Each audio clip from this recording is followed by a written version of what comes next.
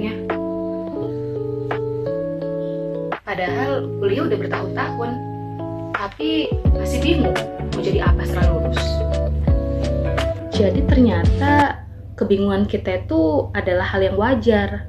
Jadi teori ini pernah dikembangkan oleh Donald S. Super, yaitu salah satu tokoh pengembangan karir yang berasal dari Amerika Serikat. Yang itu ya.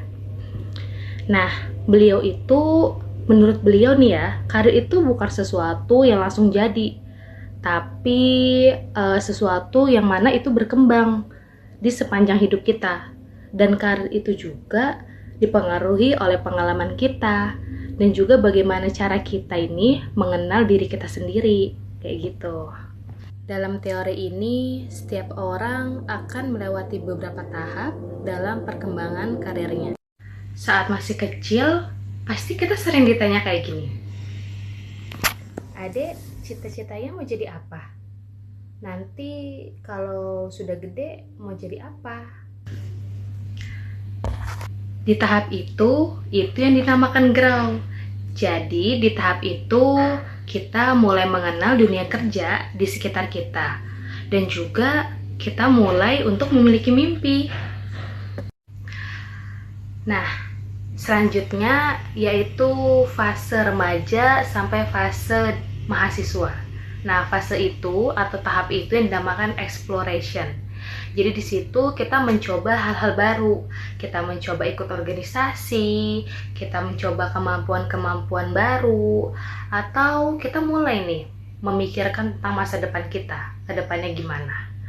Nah, namun di balik itu semua pasti kita bakalan ngerasa kebingungan, overthinking, atau kita mulai ragu gimana kita ke depannya nanti.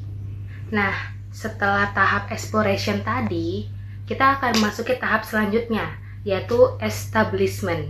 Jadi tahap ini kita bakalan mulai bekerja dan juga berusaha untuk membangun karir kita agar lebih stabil.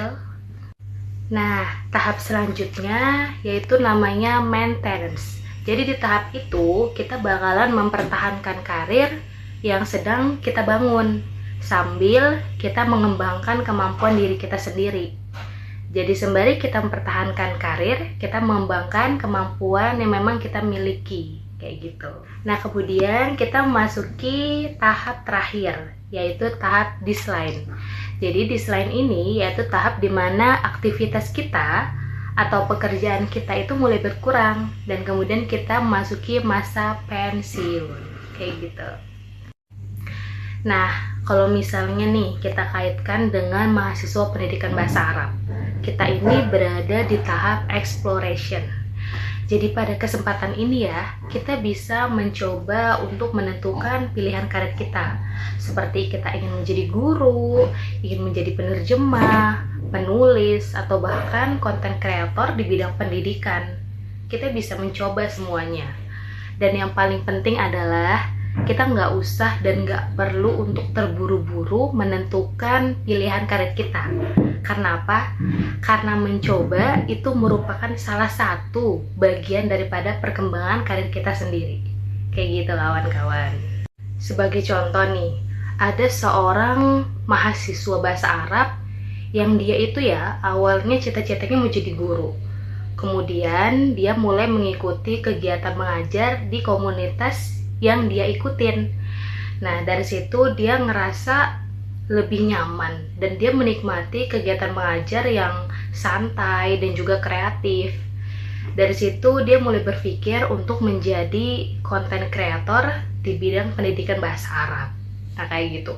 Jadi ya kawan-kawan, itu membuktikan bahwasannya pengalaman yang kita lewatin atau pengalaman yang kita punya itu bisa menentukan arah karir kita sendiri, kayak gitu. Untuk kita yang mungkin belum yakin nih sama keinginan kita mau jadi apa setelah lulus, kayak gitu. Baik, dari penjelasan aku sebelumnya, kita dapat memahami nih bahwasannya kebingungan dalam menentukan karir itu adalah hal yang wajar.